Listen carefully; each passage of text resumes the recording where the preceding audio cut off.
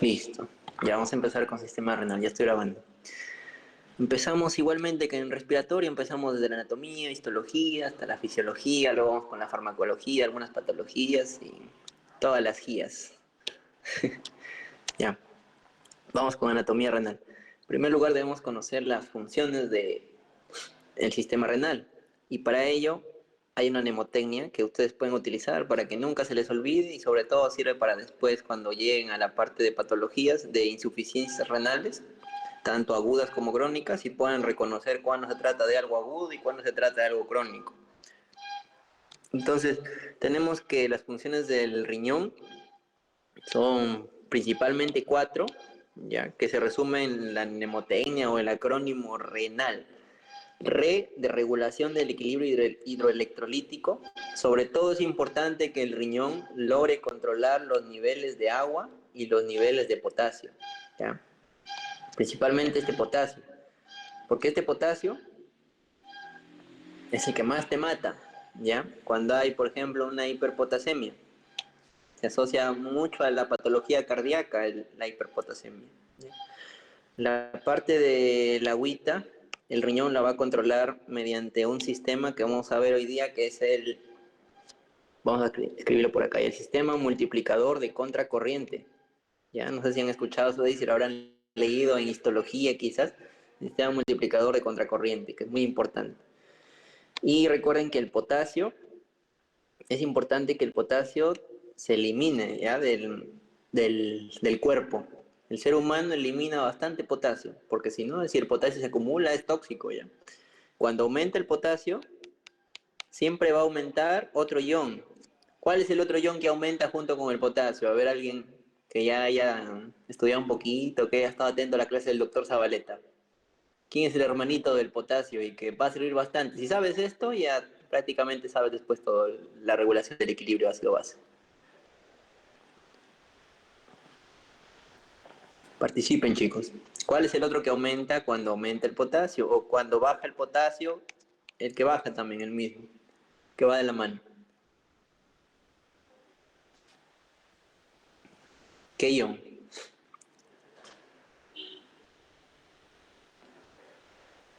Ese es el... También les va a servir para bioquímica, por si acaso. En bioquímica hay un tema de todo esto, de equilibrio ácido-base, que para que entiendan esto.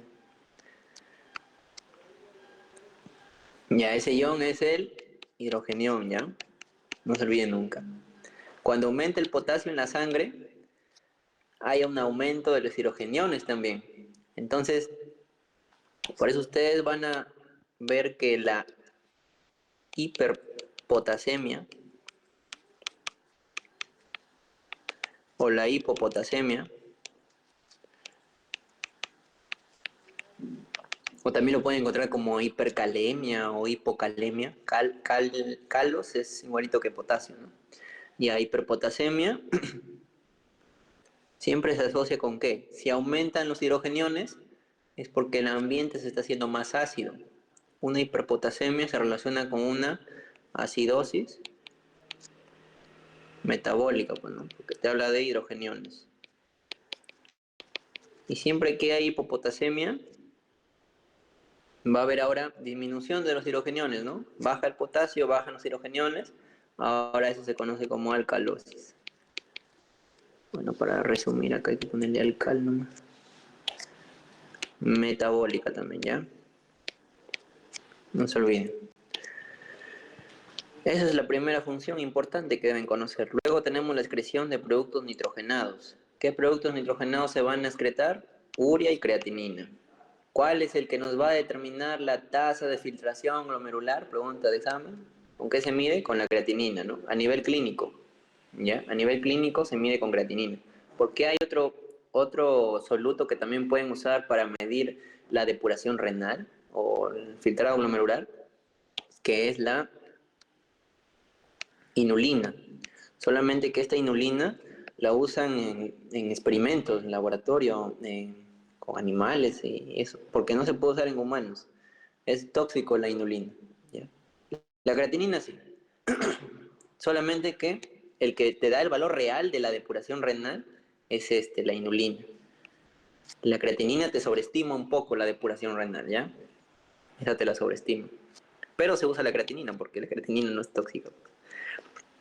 Ahora la siguiente función es N. Pues, N relacionada con el control del equilibrio ácido-base. Sobre todo, el riñón evita que tu cuerpo haga acidosis metabólica, que como te digo es la más brutal, ¿ya? Si llegas a acidosis metabólica, empiezas a tener ese patrón que te dije de respiratorio, ¿no? Se altera todo, patrón respiratorio, patrón cardiovascular, todo, ¿ya? Acidosis metabólica. Aparte la hiperpotasemia, ¿no? Todo se altera con una acidosis metabólica, ¿ya? Y por último tenemos la función hormonal, renal, hormonal. El riñón forma renina a partir de las células granulares del aparato yuxtaglomerular, ¿ya? Forma renina. Forma eritropoyetina a partir de las células intersticiales peritubulares, ¿no? Ya le hemos visto esa parte. El riñón también ayuda para la hidroxilación de la vitamina D, ¿ya? Forma lo que es el 1,25 dihidro, o sea, 2OH, hidrocolecalciferol, pues, ¿no? ¿Ya? O también llamada vitamina D3, pues, ¿no? Como dice acá. Son 2OH, 1,25 dihidrocolecalciferol, ¿ya? Y también el riñón forma una enzima que es la insulinasa, ¿ya? Que va a degradar la insulina, pues como su nombre lo dice. Entonces, cuando se alteran las tres primeras funciones de regulación del equilibrio electrolítico, excreción de productos nitrogenados y el control del equilibrio ácido-base, se habla de una insuficiencia renal aguda. Un paciente con insuficiencia renal crónica ya puede desarrollar un déficit hormonal, ¿ya? Puede, por ejemplo, una persona con insuficiencia renal crónica puede hacer una pseudocorrección de su glucosa, más si es diabético, ¿no? Una persona diabética que tiene un montón de glucosa en su sangre. Como hablamos de insuficiencia renal crónica, ya no funciona esta insulinasa, entonces la insulina va a estar más tiempo en la sangre y va a ser como una pseudocorrección de la glucosa, ¿no? Un paciente diabético con insuficiencia renal crónica. Entonces no se olviden. Se pierde la función hormonal ya cuando se habla de una insuficiencia renal crónica. Aguda solamente se pierden estas tres, ¿ya? Regulación del equilibrio electrolítico, excreción de productos nitrogenados y el control del equilibrio ácido-base. Otra función del riñón es que hace gluconeogénesis, no se olviden, ¿no? Eso lo han visto en ya en bioquímica. Gluconeogénesis. ¿Ya? Esas son principalmente las funciones del riñón que nunca deben olvidarse. Ahora vamos a ver la anatomía del riñón. ¿Dónde lo ubicamos? En las fosas lumbares, en el retroperitoneo, ¿ya? O sea, en la espalda. ¿Desde dónde abarcan? Desde T12 hasta L3, eso ya lo conocen. El riñón derecho va a estar más hacia caudal que el riñón izquierdo, ¿no? Y además, como dice acá, ¿no? 2 centímetros por debajo del riñón izquierdo, eso por la posición que está el hígado, ¿ya? Luego tenemos la configuración externa muy importante, el color del riñón es rojo violáceo, el tamaño es un 12 por 6 por 3, es el clásico, ¿no? 12, 6, 3. Ese nunca deben olvidarse. Y el peso de cada riñón es de 150 gramos. Otra cosa con respecto a la configuración interna y ya que nos importa para la fisiología es que cada riñón está conformado por 1 millón de nefronas. Estas nefronas van a ser las encargadas ya de realizar los procesos de filtración, reabsorción y secreción. Esos tres procesos vamos a ver en el sistema renal. Filtración, reabsorción y secreción. Estudiamos esos tres y ya están listos, nada más, ¿ya? Y también tenemos la configuración externa, tenemos lo que es el parénquima renal. En el parénquima renal encontramos dos componentes, uno que es la corteza y otro que es la médula. Importancia de esto es que la corteza es la que recibe el mayor flujo sanguíneo renal, la corteza. La médula recibe menos, ¿ya? La corteza, por eso es que como recibe más sangre, tiene un colorcito más oscuro la corteza, ¿ya? En la médula encontramos lo que son las pirámides de Malpighi, ya las proyecciones de la corteza hacia la médula se llaman columnas de Bertin. Es importante que sepan algunas cosas, preguntan eso de ahí a veces. Cada pirámide renal termina en un vértice que se llama papila renal, que drena en un cáliz menor, ¿no? Y luego los cálices menores forman los cálices mayores y luego los cálices mayores forman la pelvis renal, ¿ya? Y que junto con la vena renal y arteria renal forma el ilio renal, ¿ya? No se olviden. Y todas estas arterias, venas que ingresan aquí, junto con la pelvis, los cálices mayores, cálices menores, forman todo esto que se denomina como seno renal, ¿no? Y también por acá hay grasita. Ya si recuerdan también había lo que son las cápsulas renales, ¿no? En la parte anterior teníamos la cápsula de Gerota y la parte posterior la de Zuckerman, ¿no? ¿Recuerdan? Ya. Entonces, pero eso es con respecto a anatomía. Pero ¿de qué se encarga, por ejemplo, corteza? Corteza, en resumen, se va a encargar de formar la orina. En cambio, la médula, a nivel de las pirámides, sobre todo la médula, se va a encargar de ahorrar agua. ¿Ya? No se olviden. Corteza forma orina y médula ahorra el agua. Ya listo. ¿Qué más? Tenemos con respecto a la vascularización. Ya esta parte es muy importante también. ¿Cuánto del gasto cardíaco reciben los riñones? Así como el corazón, recuerden, ¿no? El corazón, por ejemplo, ¿cuánto de gasto cardíaco recibe el corazón? 5%, ¿no? Los riñones reciben el 20% del gasto cardíaco, no se olviden. Y esto va a ser muy importante después para entender lo que son los conceptos de flujo sanguíneo renal, eh, el flujo plasmático renal, la tasa de filtración glomerular, todo va a salir con esto, ¿ya? A partir de este 20% de gasto cardíaco. ¿Y cómo es la secuencia de vascularización del riñón? Que eso también lo deben saber. Primero que tenemos dos arterias renales, ¿no? Derecha e izquierda. La izquierda es más cortita, ¿no? Como salen ahí de la aorta, y la derecha es un poquito más larga, la arteria renal derecha, ¿ya? Luego estas arterias renales se dividen en dos arterias, ¿no? Dos ramitas, una rama anterior, por acá creo que se ve, bueno, no se ve muy bien, ¿no? Pero es una rama anterior y una rama posterior. Tanto rama anterior como rama posterior nos van a dar arterias segmentarias, ¿no? Bueno, la rama posterior nos da una segmentaria posterior y la rama anterior nos da, como se ve aquí, nos da una rama superior, una rama anterosuperior y una rama anteroinferior y una inferior, ¿ya? La posterior nos la da la arteria segmentaria posterior, pues, ¿no? ¿Ya? No se olviden. Entonces, ¿cuántos segmentos son? 1, 2, 3, 4 y el posterior 5. 5 segmentos renales que salen a partir de dos ramas, ¿no? Anterior y posterior de las arterias renales. Eso es en cuanto a segmentación renal, así como había segmentación pulmonar, ya estamos viendo segmentación renal. Ya, entonces tenemos ahí las arterias renales, sus ramas segmentarias, ¿no? Esas ramas segmentarias nos van a dar después ramitas, ¿no? Nos van a dar las ramitas lobulares, interlobulares. ¿Ya? Está por acá, ¿no? Ven acá. Ahí está. Vena y arteria interlobular. Luego esa arteria lobular nos va a dar una arteria arcuata, ¿no? O arteria arciforme, porque forma un arquito que rodea ahí la base de la pirámide renal, ¿no? De Malpighi, ¿ya? Y justamente ha sido pregunta esto de acá, ¿cuál es la arteria que separa corteza de médula? Esa es la arteria arcuata, ¿no? O arteria arciforme, no se olviden. Separa ahí corteza de médula. Luego de la arteria arcuata siguen saliendo más ramas, ya hasta que poco a poco vamos llegando a lo que nos importa, ¿no? De la arteria arcuata, nace por aquí, viene por acá la arcuata, y viene aquí la interlobulillar, porque va a pasar entre los lobulillos. Cada lobulillo va a tener un nefrón, ¿ya? No se olviden esa parte.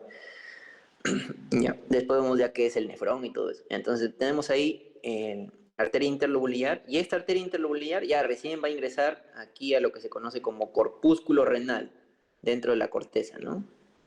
Que va a ser la primera estructura del nefrón, ¿no? El corpúsculo renal. Ingresa por acá la arteria interlobulillar y forma una arteriola que ingresa. Si ingresa, se llama aferente, ¿no? Forma la arteriola aferente. Muy importante esta arteriola aferente. Lo resaltan ahí porque va a tener bastante regulación la arteriola aferente, ¿ya? Ya está, arteriola aferente. Ya vamos a ver cómo se regula la arteriola aferente y la deferente, que es prácticamente lo mismo que hemos visto durante todo el curso, ¿ya? Entonces esta arteriola aferente, una vez que ingresa al corpúsculo renal, forma lo que es el glomérulo renal, este ovillo de capilares. Es el primer capilar, ¿no? Primer capilar que se forma aquí a nivel de la corteza. Y de este ovillo sale otra arteriola, que es la arteriola eferente, ¿no? Que viene por acá. Y ahí esta arteriola eferente, dependiendo de dónde es que se ubique su corpúsculo, porque hay corpúsculos que se ubican bien hacia la corteza, bien hacia la parte periférica, y hay otros corpúsculos que se ubican cerca de la médula. Por eso es que esos corpúsculos le llaman corpúsculos yuxtaglomerulares. O si lo ven ustedes como un todo esto de acá es una nefrona cortical y esta parte es una nefrona yuxtamedular. ¿Ya? Si se trata de una arteriola eferente que envía ramas hacia la corteza, esas ramitas que envía son capilares, pero se llaman capilares peritubulares. Peritubulares. Peritubulares siempre y cuando sean originados de una arteriola eferente, de un glomérulo cortical o superficial. En el caso de que sea, por ejemplo, esta, ¿no? Que es la arteriola eferente que viene de acá, de este glomérulo que es yuxtamedular, esta arteriola eferente no va a formar capilares peritubulares. Esta arteriola eferente va a formar vasos rectos. Tienes vasos rectos ascendentes y tienes vasos rectos descendentes. Y estos vasos rectos, ascendentes como descendentes, quiero que se acuerden, porque estos de acá nos van a ayudar a nosotros a entender lo que es el sistema multiplicador de contracorriente. ¿Ya? Entonces, si les preguntan elementos del sistema multiplicador de contracorriente, uno son los vasos rectos.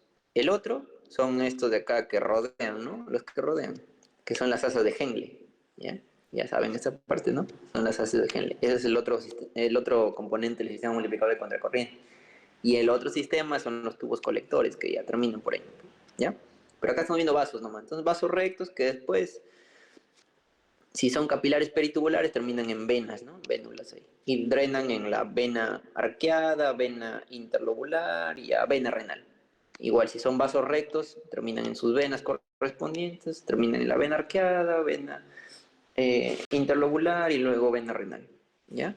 Entonces no se olviden. Tenemos entonces en el riñón un primer sistema de microcirculación conformado por arteriola eferente,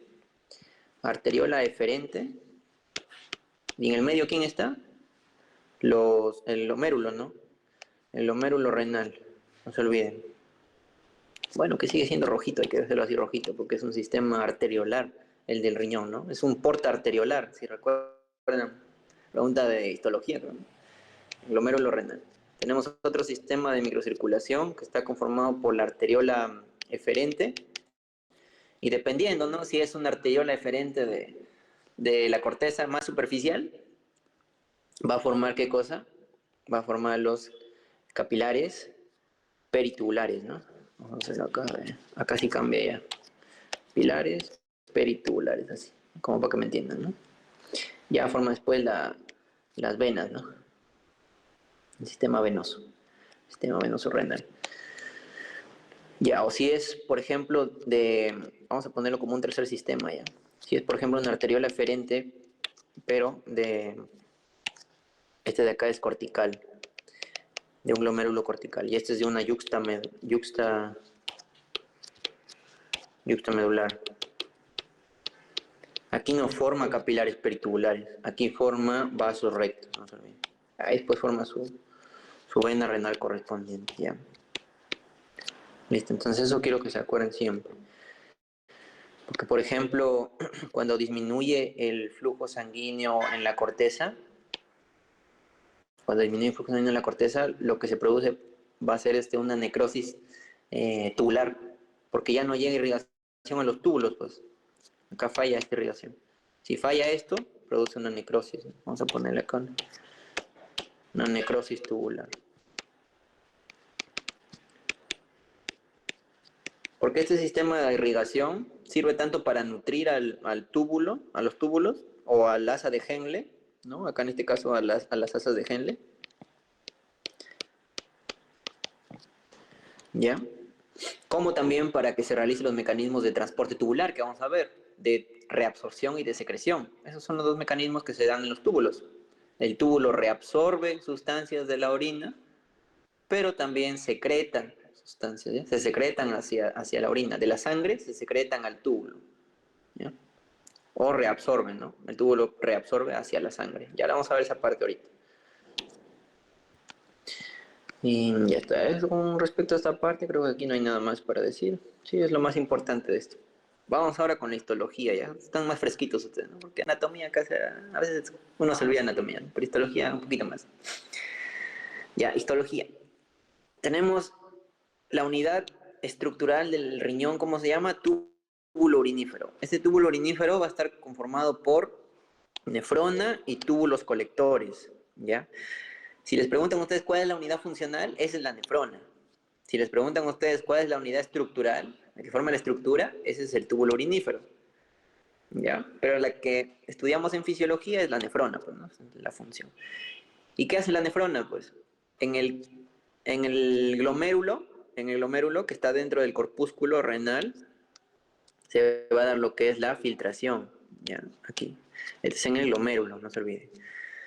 Reabsorción y secreción se va a dar a nivel de túbulos. Túbulo proximal, distal, lasa de Henle, y todo vamos a estudiar transportadores, pues, ¿no? Ya. Y todo esto al final se suma a filtración, reabsorción, secreción y nos da la excreción. Excreción de la orina, pues, ¿no? Entonces, por eso decimos que la nefrona es la unidad funcional, porque hace todas estas funciones, ¿ya? Bueno, el colector, acá a nivel del colector también se reabsorbe algunas cositas, ¿no? Así que también podría formar parte de ahí, ¿no? Por eso forma parte también de acá de todo el componente que es el túbulo urinífero. ¿Cuántas nefronas son por riñón? Les dije, son 1.000.000 por riñón. Y hay que recordar que cada año se pierde alrededor del 1% de nefronas, o cada 10 años se pierde 10% de nefronas, a partir de los 40. Creo que lo he puesto por acá, como para que... Sí, acá, ahí les he puesto unas anotaciones pequeñitas.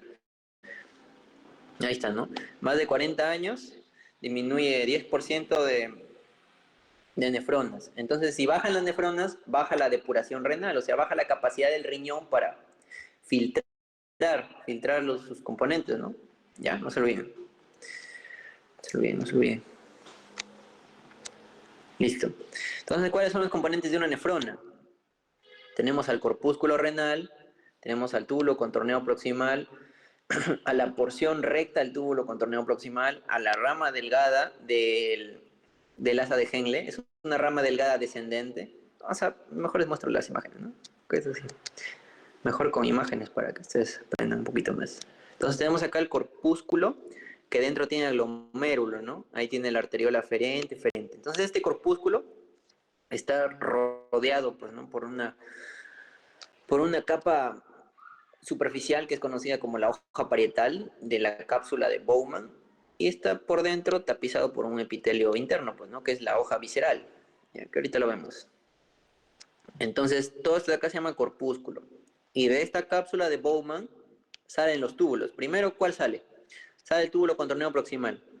Es proximal porque está próximo aquí, al corpúsculo. Y es contorneado porque está contorneado por su forma, pues, ¿no? Entonces está contorneado ahí, tiene una porción contorneada y también tiene una porción recta, ¿no? Una porción recta del túbulo contorneado proximal, que es esta. Que ingresa ya lo que es, por ejemplo, acá la médula. Pero este es el caso de una nefrona yuxtamedular, ¿no?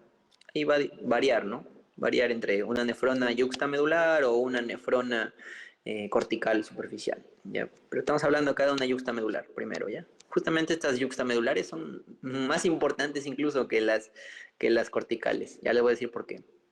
Entonces, esta nefrona yuxtamedular tiene acá su segmento recto del túbulo proximal, ya no es contorneado esta parte, ya ingresó a la médula. Recuerden que en la médula renal hay dos partes, ¿ya?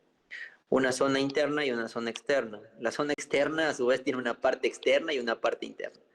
¿Ya? A partir de la parte interna de la zona externa empieza la rama delgada del asa de Henle, que ingresa, en el caso de que sea una nefrona yuxtamedular, el asa de Henle es muy larga, ¿ya? Y por lo tanto, mientras más larga sea el asa de Henle de un riñón, más agua va a ahorrar. porque justamente las asas de Henle son las que se encargan de reabsorber el agua. Y eso lo hacen mediante el mecanismo del sistema multiplicador de contracorriente que le voy a explicar. Entonces acá voy a anotarles algo, ya ustedes también lo notan. Mientras más larga sea un asa de Henle,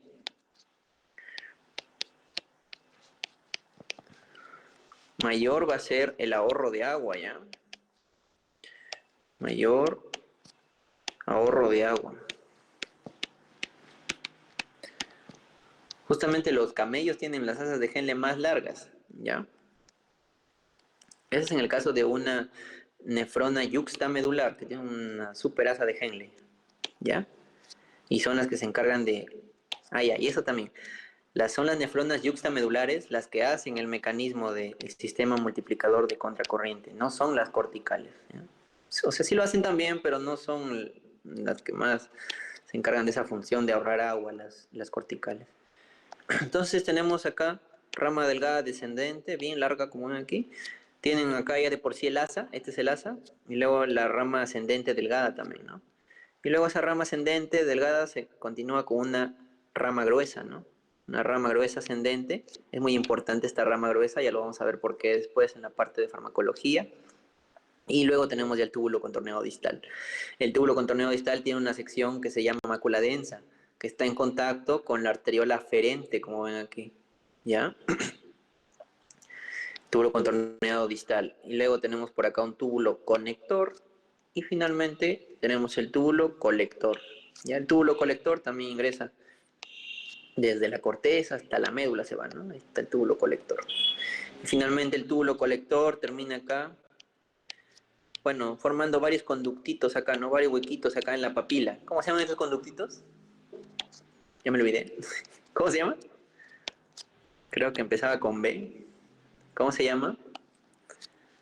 Conducto, colector. ¿Qué forma el conducto? Varios conductos colectores. La luz de los conductos colectores al final de la papila, ¿qué forma? Varios numerosos. ¿Qué forma? ¿Cómo se llaman esos huequitos? Esos que están acá bacán en el dibujito. Este es del néter. Está bonito el dibujito. ¿Cómo se llaman esos conductos? ¿Alguien por ahí?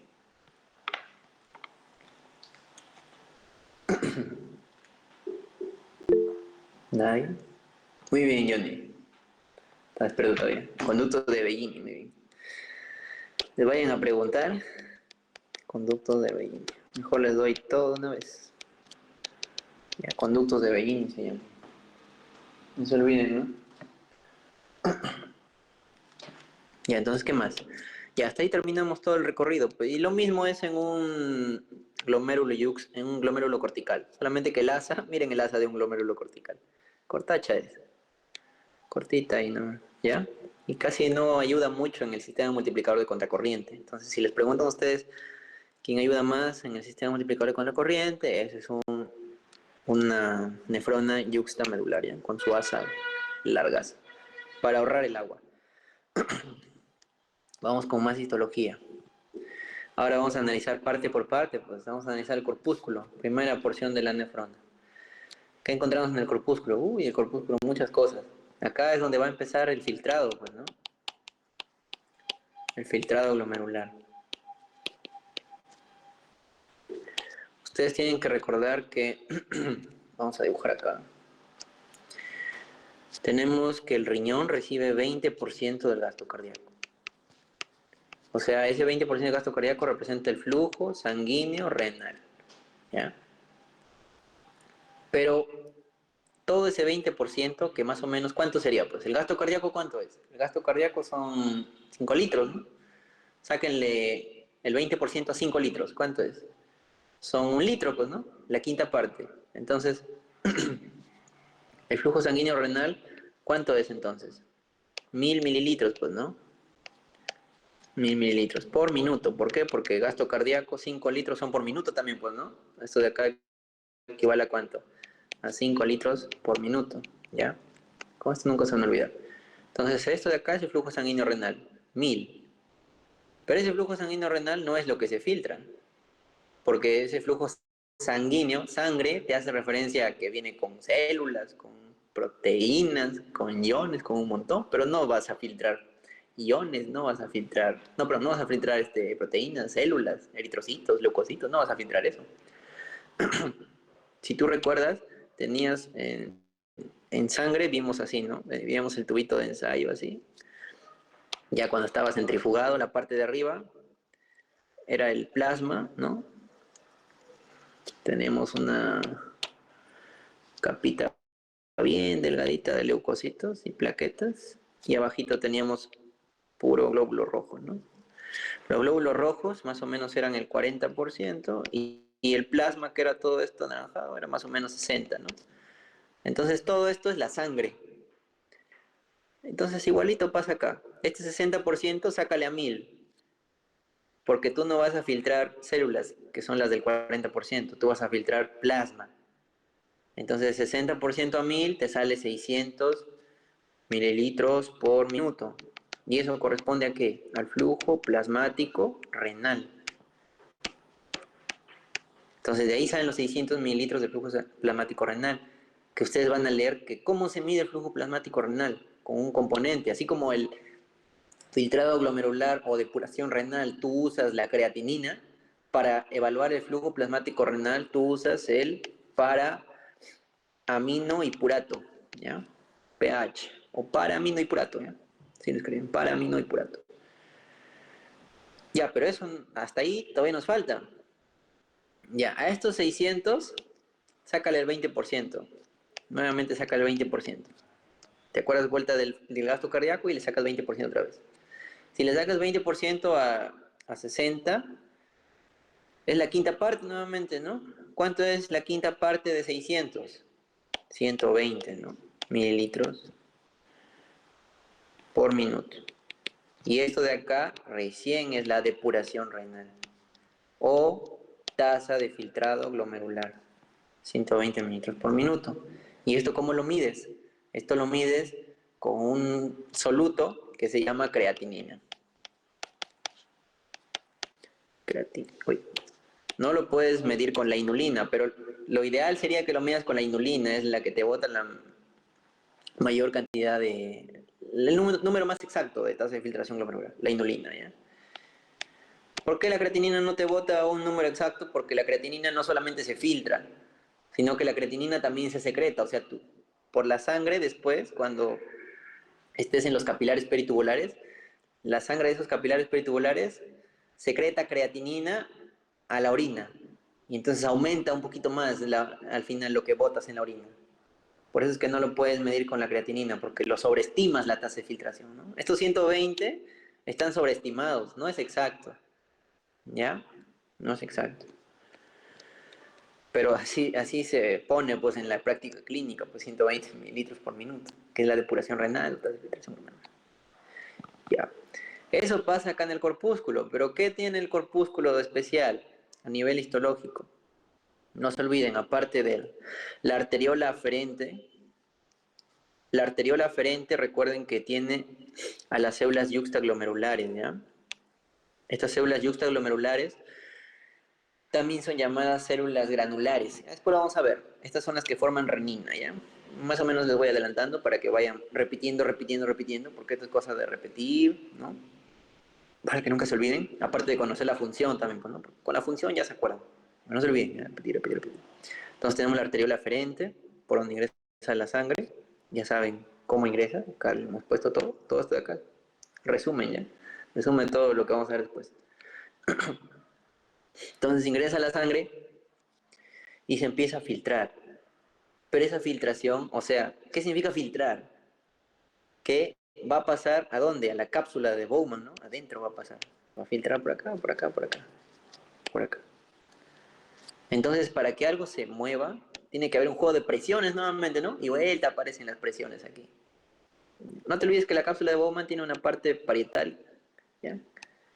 Que son células planas, y una parte visceral, que son los podocitos, ¿ya? Acá lo ves, ¿no? Acá hay un podocito, y acá hay más, ¿no? Tienen patitas acá. Muy importante los podocitos, justamente para mantener esta barrera de filtración. Ahorita vamos a estudiar la barrera de filtración, ¿ya?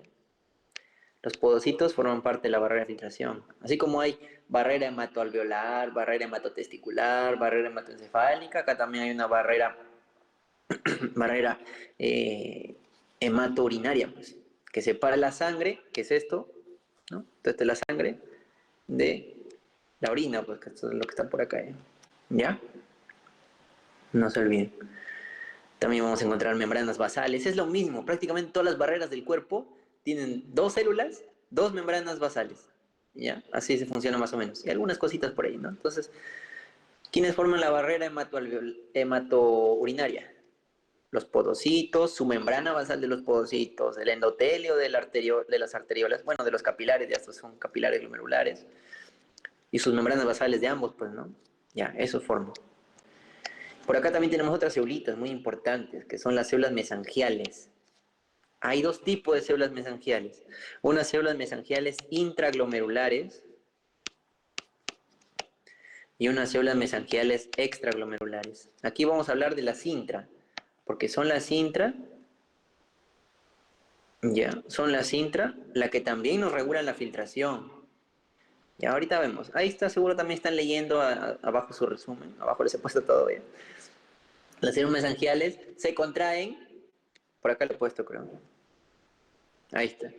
Las células mesangiales. Intraglomerulares, no se olviden, para la filtración, ¿ya? La barrera de filtración.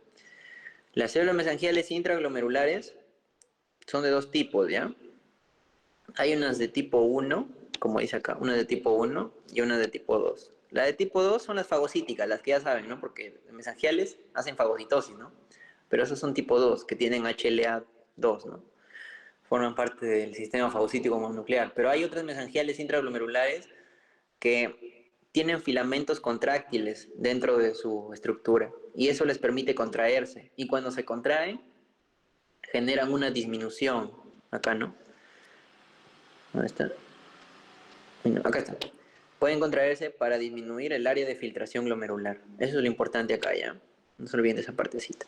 Entonces resalten ahí que las células mesangiales intraglomerulares tipo 1 contienen miofilamentos que les permiten contraerse para disminuir la filtración glomerular. ¿Ya? Ya, entonces el diámetro de este corpúsculo, de todo este corpúsculo, como un redondito es, ¿no? ¿Cuánto es más o menos? Ahí está, ¿no? Como dice, son 150 a 250, ¿dónde está? Ya, a 250 micrómetros. ¿Ya? Tiene un polo vascular formado por las arteriolas aferente, eferente, y un polo urinario, ¿no? Acá está, que es el que se conecta ya con el túbulo contorneado proximal, ¿ya? Es el polo urinario. Y ahí están los componentes: epitelio parietal de la cápsula de Bowman, epitelio simple plano, eso ya lo saben, epitelio visceral, está formado por los podocitos que tienen los pedicelos. Estos pedicelos van a formar puertitas así. Y estas puertitas van a estar tapizadas por proteínas que van a evitar que se filtren proteínas más grandes como la albúmina, por ejemplo. No se puede filtrar albúmina porque si no terminas en una proteinuria, pues, ¿no? Que no se filtren células por ahí, ¿ya? No se olviden, los podocitos. El endotelio, el tipo de endotelio que tenemos aquí a nivel renal es un endotelio fenestrado. ¿Recuerdan los tres tipos de endotelio que teníamos, no? Se les hago recordar lo que tres tipos de, bueno, los capilares, ¿no? Tres tipos de capilares endoteliales. Teníamos los capilares continuos, siempre es importante que recuerden, ¿no? Capilares fenestrados, ¿no? Fenestrados, y los capilares sinusoidales.